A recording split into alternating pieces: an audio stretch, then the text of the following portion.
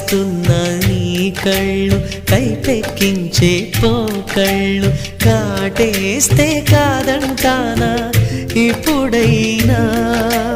వయసేమైనా సొగసేమైనా మరపించే మనసేమైనా నవ్వు నవరాత్రి నీ కోసం తీసుకువస్తున్నా మైనా ఏమైనావే మన్మథ మాసం అయినా ఎంతైనా ఇది మెత్తని మోసం తీయనైన తీరిక తీర్చమంది కోరిక నీకు తో